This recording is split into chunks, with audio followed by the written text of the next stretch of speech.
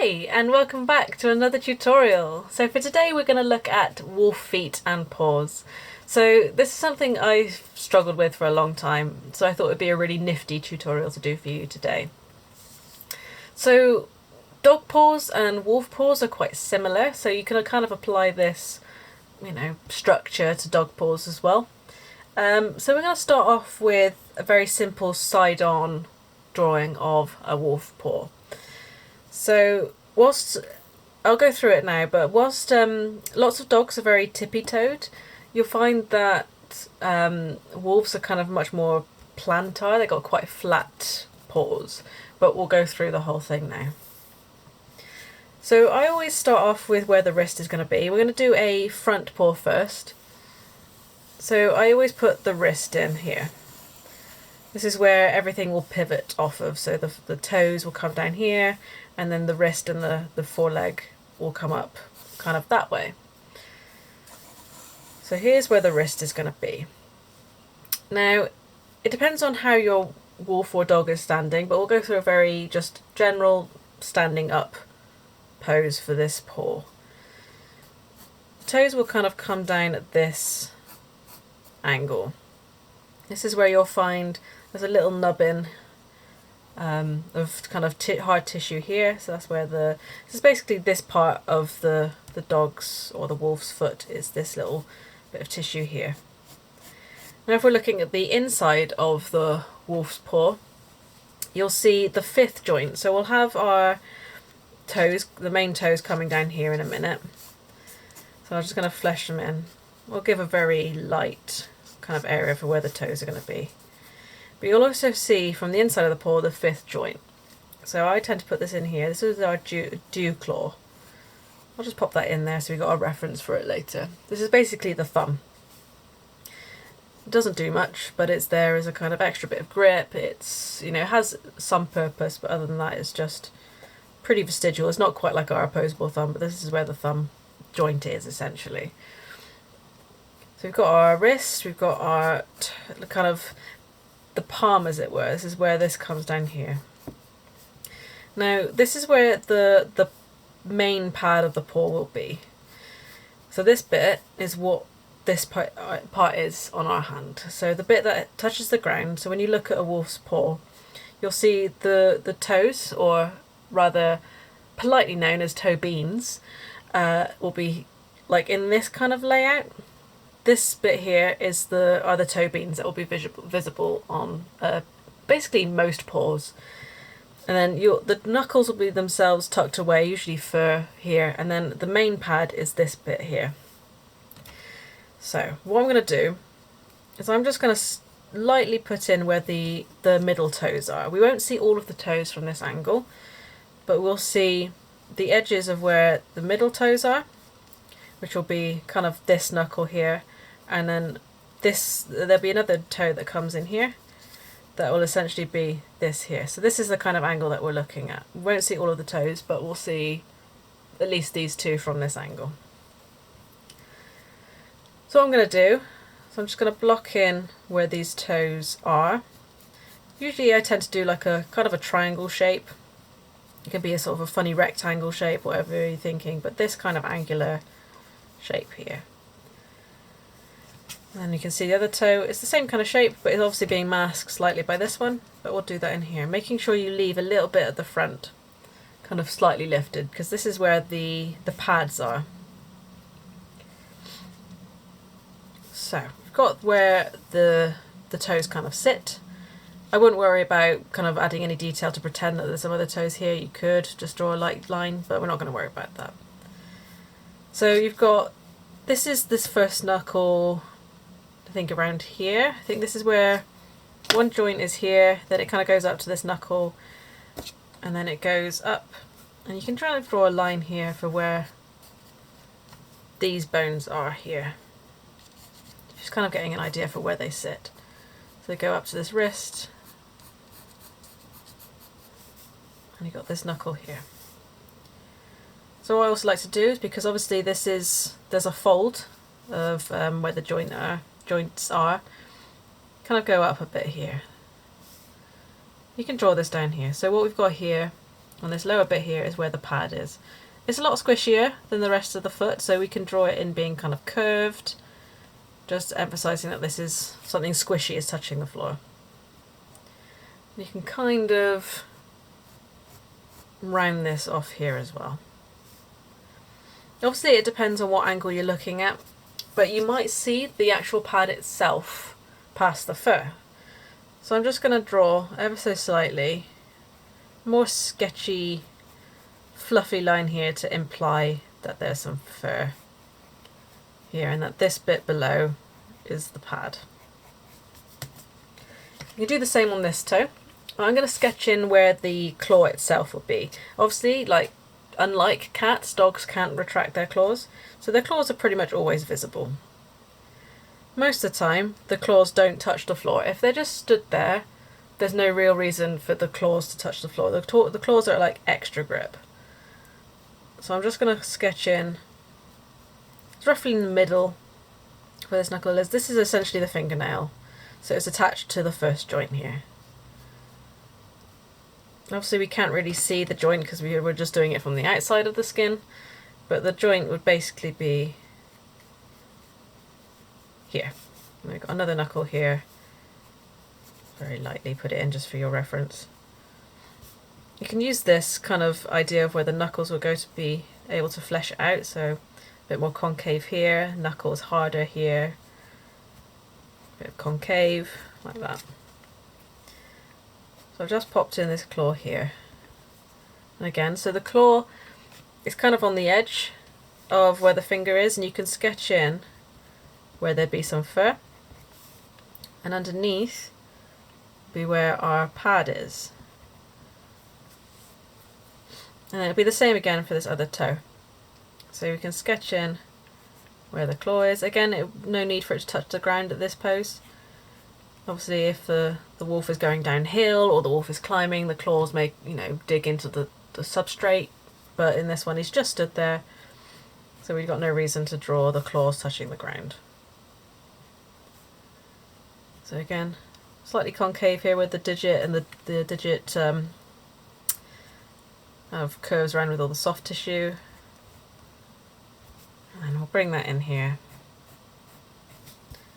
and round it off like this. So we've got this very basic shape of what the paw looks like. And again, I'll pop in a bit of fluffiness here to suggest where the fur is.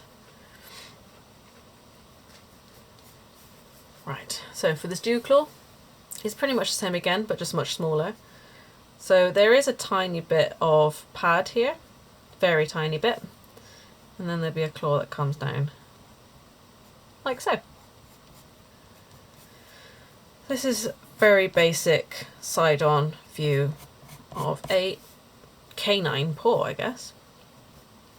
I'm not going to do any shading or anything, I'm just going to keep it very simple to show you how to kind of get the basic shapes down. You can pop in a bit of flesh here to suggest that that is that tissue bit. So this is where the wrist joint is, and then the bones would go up like this.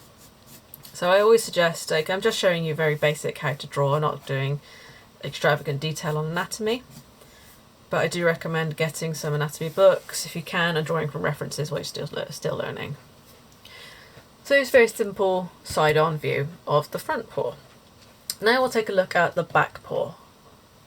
Cool, so it won't be quite to scale, but I'm going to start again off with a little overview of what the anatomy is, but without going into too much detail here. So I start off again with the joint, so this will be the ankle here. Bearing in mind this isn't to scale, obviously the ankle joint is much higher up on the leg than the wrist joint, but we'll start off with the ankle. So the main leg will kind of go off here, up like this. So I'll do the inside leg again. Most wolves, I don't believe, have a rear dew claw, so it's not something you have to worry about on this. Some dogs do. Some dogs have a dew claw on the back leg as well, but for the wolves, I don't believe they do, so we're not going to worry about that. So the way the ankle kind of curves down like this, and we'll do the back part here. So this part of the foot It's much longer than the basically the hand. This is the foot, obviously. This is where the ankle is. Obviously the knees go way up here and, you know, go to the back end of the dog, and front end and the shoulders up here, but we're just doing the feet today. So the rear feet are very similar. They just tend to be a little bit kind of narrower, but that's not to worry about it too much. So we're just talking about the shape of the foot itself. So again, I'm just going to put in a slight triangular, rectangular shape here for where the toes are. And a little curved bit here for where the rear pad is. So this is where the ankle is, and this pad is technically the ball of the foot. So you know where you've got the toes, you've got the ball of the foot here. This is where the foot meets the floor, typically. So again, I've just popped in some fluffy bits to suggest fur. And the knuckle, or the phalanges, I think they're called, kind of go up here. So these toes are pretty much the same again. And I've got the knuckle, a little bit of soft tissue, and the claw will come in here. A little bit of sketchiness for where the fur is. Kind of goes up round, and then nice squishy pad. And same again here. We'll go up for the knuckle, slightly more concave. Add in your claw. A little bit of squishiness here. This is where your knuckles will be. So that follows up for the main bit of the foot. For ankles, you can do a bit of texture here to suggest bone. Well, overall, the toes themselves are very similar to the front end. They might be a bit more narrow if you're looking at them face on. So, very simple. Start off with this kind of shape. I guess it's like basically a cut-off triangle, but that's a good shape to start with as your basic shape. You can always build up upon it. So you'd have, this is a bit where the toe lifts off the ground, a bit softer around the end here. This is about where the claw would be. It comes off like this, which would be, well, triangular again, a curved triangle. Bit where the knuckle joint is there, a little bit of inward curve to suggest the fleshiness where the tendons and the ligaments would be. Up round for where the knuckle is. And that's your very basic standard toe. You can go off like this and apply where the flesh is here. I tend to put a bit of shading in just to suggest depth. But there. Toes are very straightforward when you kind of put the structure beneath them into a more sort of standard way. So that's how you have your side-on profiles. What I'll do is I'll try a few different angles on the paw themselves. I like to draw paws from the front. I think they're really interesting. So we're going to do that for this one down here. Again, we'll do the front paw. I think because most people are focused on front paws. Obviously, the front of the drawing, it tends to be very, main focus, and they're quite versatile. They're quite dexterous. They can do quite a lot, despite the fact that they're much more simple than, say, a human hand. But we'll start off with a front view paw. So always, again, putting the wrist in. Because I have an idea for what the paw is going to do, this was a very simple, straightforward, straight on. I've got a reference, as always. I'm just going to bring in the shape, the very loose shape. So this is kind of an elongated, rectangular shape here for this part of the hand. The paws, or the toes rather, I'll bring in, this is where I'm going to put the front two toes. So I'm just going to put in like a slightly wonky square. These other toes, they're much smaller, especially the first toe. So if this is where the dew claw is, so this is the left paw, I put the dew claw in around about there. The index, I guess is the index, basically this first one, is actually quite a bit smaller than the other toes, especially on wolves. So I'm only going to put in an ever so slightly small triangle shape here. So it's not much at all, but it's there. the outside toe. I'm going to go here, again putting in this kind of offsetted triangle shape. Now we can divide this down the middle. We'll keep it very simple first, so we're just going to split it right down the middle, keeping it nice and straightforward. So I'm going to build up where the knuckles go, especially on these middle two paws. They kind of ever so slightly curve down. This is basically what the equivalent of the ring finger would be on a human. Is this one here. It's a little bit bigger than the other ones, so we're just going to make that slightly more fleshy, make the knuckle ever a tiny, tiny fraction bigger. I'm paying attention to where the curves are, so each of the joints of the knuckle kind of curve in and go down the middle. We tend to do a little bit of a kind of a weird oval here, just to suggest where the toes part between the two joints. Now I can put the claws in. So the claws don't kind of go straight out, they kind of curve in. So that one this way, this one that way. So it depends what the paw's doing, but we're not going to have straight down, we're going to have slightly curved. You can see where they're ever so slightly pointing inwards. So this part here is obviously this top bit of the knuckle here, and we'll do the same here. So they're ever so slightly pointing in towards each other. Obviously we'll do the same on the other fingers. And this one kind of curves in. It's almost tucked away from the reference I've got anyway. Depends on your reference, of course. So just bringing out this toe here. I'm paying attention to just not everything's straight. Obviously if you're doing these stylized, you can do paws however you want. This is the beauty of being an artist. You can stylize it and make it however you want. Just paying attention to more realistic styles. There's no such thing as a really like straight line. So I'm just bearing in mind where the knuckles are, where the joints are, and allowing that to kind of guide my paw. So we've got the toes, they kind of come out like this. But there's not much detail. It's just kind of a guide for myself where the shadows might come later. So the wrist is, and your little dew claw. So we're going to have similar on the outside. Kind of curved in this time on that side. And watch as the pad squishes out. Because you remember these parts of the feet are squishy. They are very squishy. So that's where they bear a lot of the weight. So it can kind of give an illusion of weight by doing this kind of curve in a concave inwards and bulbous around the bottom. It suggests that weight is being applied to the feet. Do the same with the inner knuckles. So I'm going to lightly draw an outline of where the actual knuckle is themselves. So just giving this, so I can give an idea of where the shade is going to come later. Bringing out the fleshy bits again, concave with a bit of bulbousness at the bottom suggests that there's some weight being applied. Cool, so you kind of got an idea for the front end of the paw.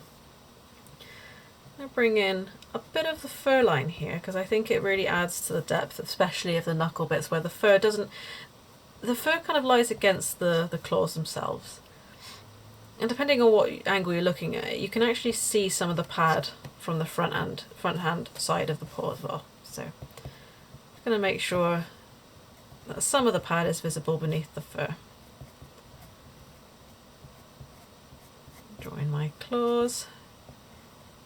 Sketch in here.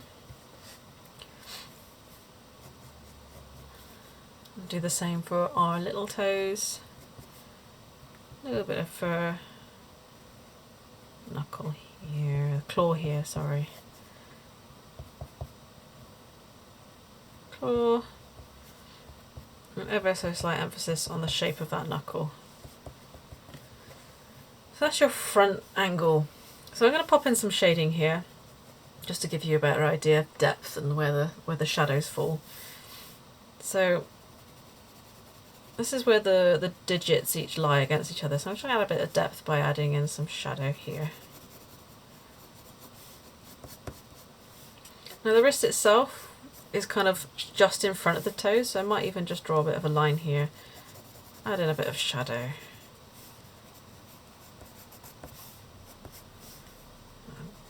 Put some shade in for the pads.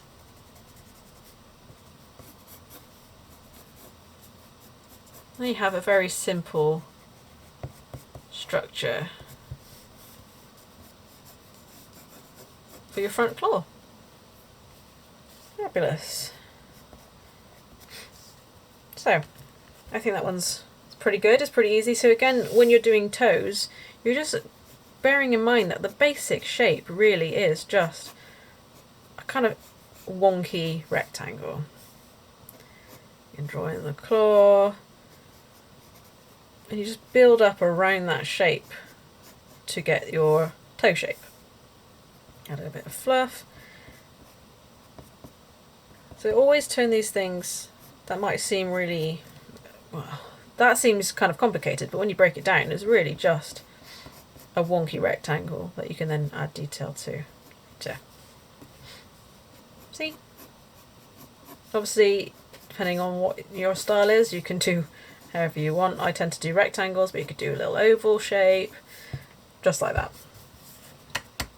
Nice.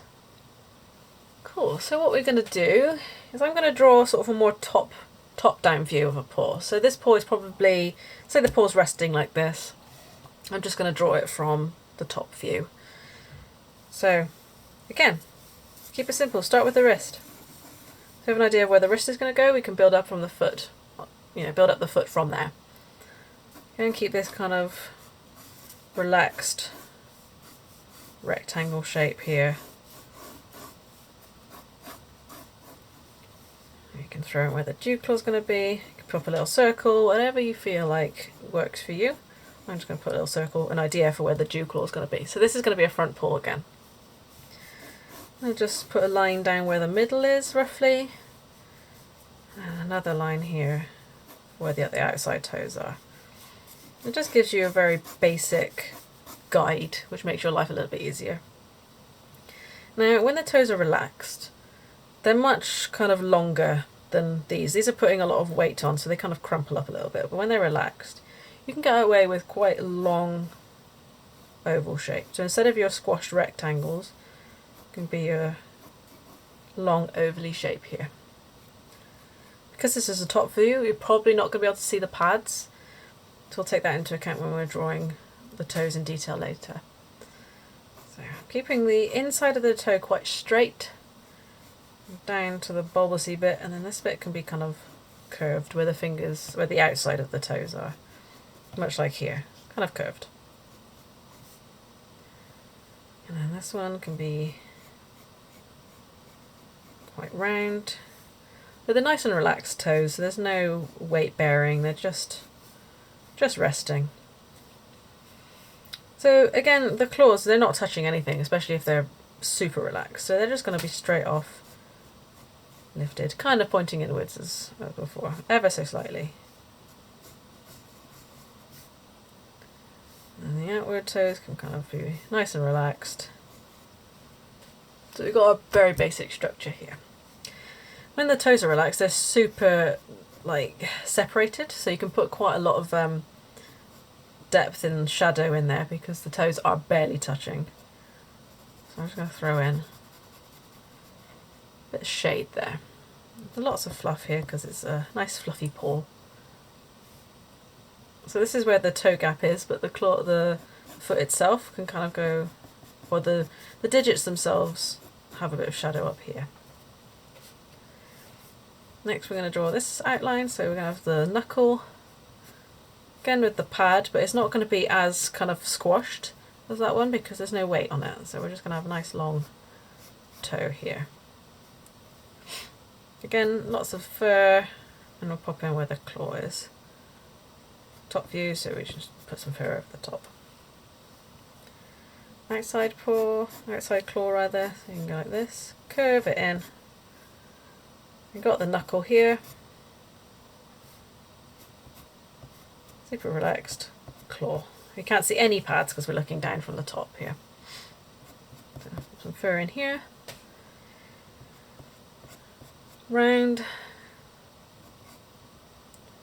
This is where the other outside toe is, or the inside toe rather this time. Pop in our claw. Another claw here.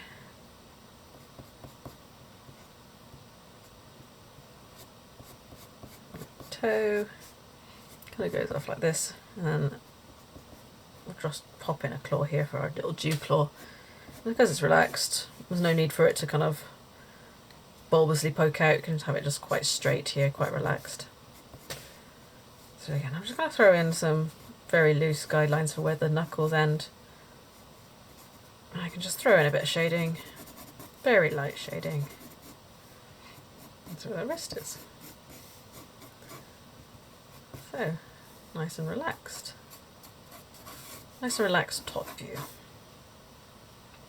So we'll start off here. This is say where the upper thigh is on the dog. Nice little rectangular shape here. That's where your knee is. Well, not your knee, but the wolf's or dog's knee is. So you've kind of got this boomerang shape here. It curves down like this. Pop in your ankle. So again, you can pop in this like squash triangle shape.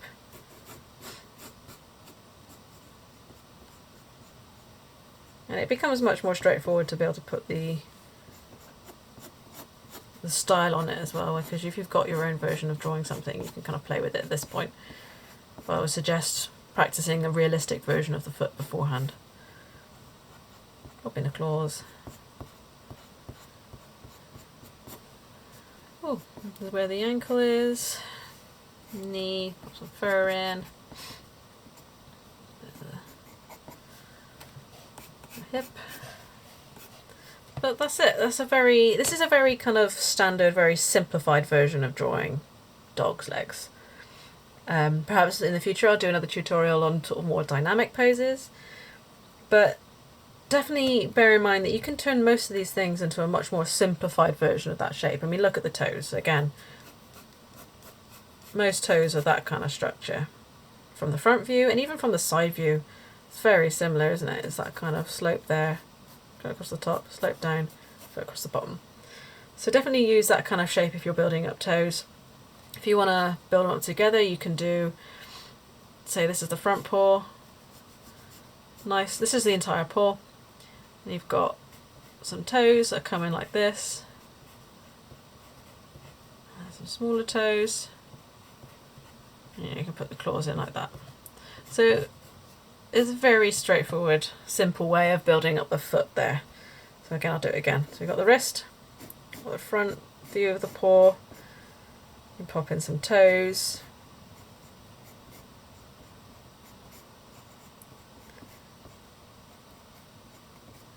Pop in the claws. A little dew claw maybe. And that's a very simple, straightforward way of building up the foot, and then you can kind of add the curves and shading and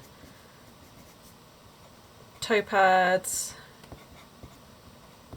And there you have it. So yes, have a play, get some references and have a practice, but they're much more simplified, much more simple than they look, I think is the way I'd like to put it. But yeah, have it a go, and here's my tutorial on how to draw very simple dog or wolf legs.